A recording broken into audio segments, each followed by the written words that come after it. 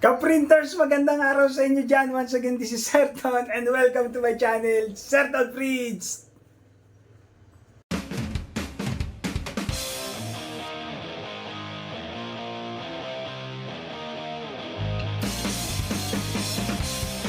Okay, before anything else po, unahin ko na thank you kasi yung ating Serton Prints PH na group, yan, nakapost. Meron na tayong or running na tayo for 44k na members. Hey! Thank you so much po. Maraming salamat. Prof, tuloy lang pag-join ng group para marami po kayong matutunan, no?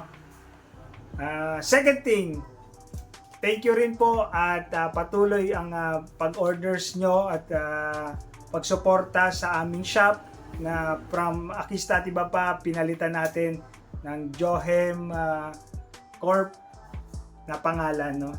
Tuloy pa rin po yung ating pag-supply ng mga t-shirts at ng tote bags at ng pouches, no? For adult and kid sizes ng t-shirts.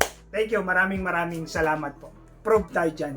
Okay, for this particular video, ang gagawin po natin is magsasabli tayo ng back-to-back sa colored shirt. Okay, madalas kasing natatanong, pwede bang isabli yung colored shirt tapos ang display or ang layout is multiple color. So, hindi lang solid color. Tirahin natin para makita nyo ano ang mangyayari if in case magkakaroon kayo ng ganitong project. Uubra ba ang sublimation? Back-to-back print pa tayo sa colored shirt. Prove! Let's go! Unahin natin yung part ng layout. Now, as for the layout, sinabit itong file sa atin using Canva link. So, from the Canva link, ang ginawa ko, kinapip ko yung link, tapos inopen ko with my Canva, and then save as PNG file na transparent yung background. So, and then copied na dito sa Microsoft Word na kasi ito eh. So, sa Word ko nilipat in order for me to print. Now, resize na lang ang kailangan yan. Pag tinignan, chinek siya with the background na yellow shirt, ganito yung tsura niya. Yung likod, tapos ganito yung harap. So, mawawala yung background color na white. Okay? So, magkakaroon ka ngayon ng idea kung ano magiging itsura niya with the kulay of the shirt after ma-print. Now, since okay na ako dito, na-test ko na rin naman ito, ipiprint ko na lang. So, for the printing part, so Control P, since A3 size ito, syempre ang gamit kong printers L1800, printer properties, syempre paper type, plain paper lang ako, quality high. And then, lipat sa more options, naka-high speed lang ako, mirror image. So, sanay ako sa ganitong setup ng printer ko. And then, bakit mirror image? Since sublimation to, kailangan talaga naka-mirror yung ipiprint natin. So, okay ko lang yan. And then, set nyo na lang, depende. Kasi sa akin, ang printing ko is page 1 muna lahat, tapos page 2 lahat. So, kung papalitan ko to page 1 lahat, tapos ilang copies since 22 copies to lahat-lahat. So, 22 copies first ng page 1 and then 22 copies ng page 2. Ganun lang yan. So, print natin. Click print. And then, punta na yan dun sa printer. Okay? So, for my printer, I'm using L1800 Sabli. No? Sabli yung ink dito. Ayan. Printing naman. Tagal na to. 2017 pa yata itong printer na to. So, matibay. Hansol ink ang gamit. Sabli Hansol. CMYK, LC, tsaka LM. May kasamang light cyan, light magenta. Kasi 6 color printer. Yung papel na ginamit natin, o ginagamit ko, is Quap sublimation paper. Ito yung gamit ko na brand. A3 kasi yung ipiprint natin is A3 size. Okay? So, POP sublimation paper. Tapos yung ink, teka, ito, ang ink is brand Hansol.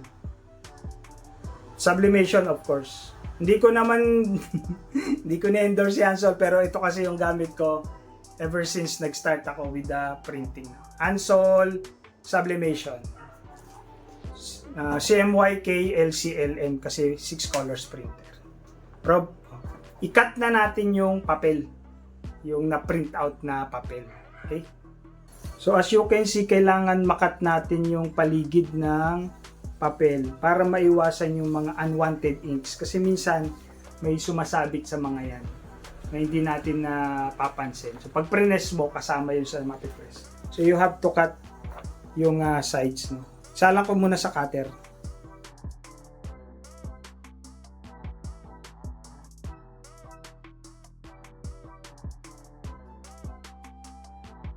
So latag ang shirt.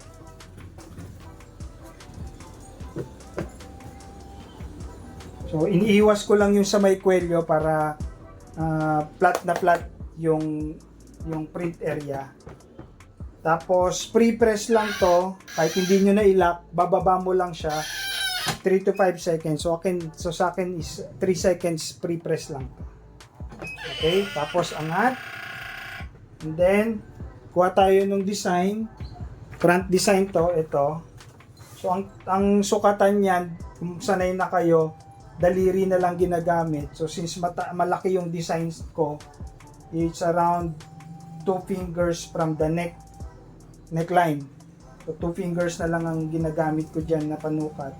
Tapos sa sides around 3 fingers from the kilikili side. So kung sanay na kayo niyan, tansyahan na lang talaga yung pagsukat ng distances.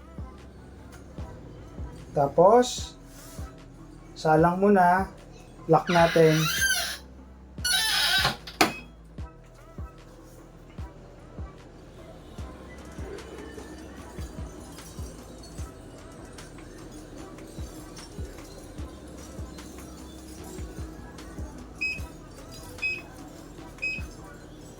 Pagtapos ng press, angat, tanggalin yung shirt, diba? Ang linaw, halos mawala yung ink sa subli paper na ubos. So this one, para mawala yung konting bakat ng subli paper, pinapagpag lang yan. Ano? Mawawala yung bakat ng subli paper. Wala na oh. Now yung likod na part, so ang diskarte naman dyan, para hindi humawa yung ink na unang press dun sa inyong mat, nilalagyan yan ng bond paper. No, bond paper. Since malaki yung print size ko, A3 size, no. Huwag po kayong manghinayang sa bond paper kasi mura lang yan. Kaysa naman yung shirt nyo ang ma-reject. Salang lang natin yung shirt.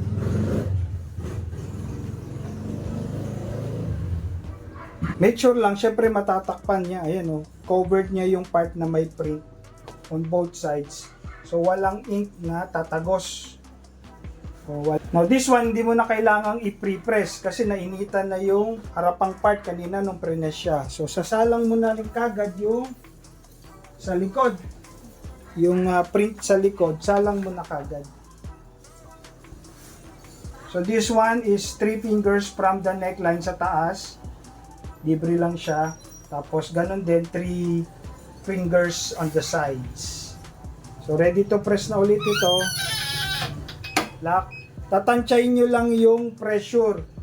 Huwag masyadong mahigpit, huwag din naman masyadong maluwag para maganda yung transfer ng ink sa subli paper. Sa substrate or sa t-shirt. Okay, pag natapos, angat ulit, syempre. And then remove the diba? Solved. Halos maubos yung ink. Maganda yung transfer sa t-shirt, no? Kitang-kita. Pagpag, syempre para mawala yung kanyang bakat ng subli paper, pinapagpag lang yan. Pagkatapos pagpagin, wala na. Solved na yan. Para aware kayo, tingnan nyo yung print, no? Ayan, no? Hindi ko lang alam kung naaninag nyo, ha? Pero may nag-transfer na ink from the front print, yung naunang side ng print. Ayan, no? So, pag ito, walang sapin, saan ta-transfer yung ink na yan? Dito sa rubber mat. Pag nag-press ka ngayon ng susunod na t-shirt, yung ink na yan, magta-transfer pabalik dun sa tela, reject na kagad. So this is now our finished product. Ayan, ganyan siya kalinaw. Napaka-vibrant ng print, no? Tangkita. Ito yung back print naman. So iwas yung reject ngayon yan since naglagay tayo ng bond paper para hindi na-absorb yung first part ng print, hindi na-transfer. So, ubra, pwede pala, no, na mag-subli sa dekulay provided na maganda yung layout mo, mas dark, mas maganda kung darker shade yung pagkaka-layout. Probe! Sana may natutunan sa ating video na ito.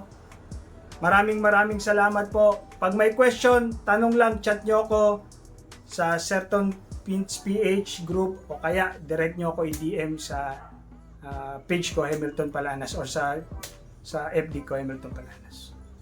So once again, this is Certon. Thank you. Proof. Bye-bye.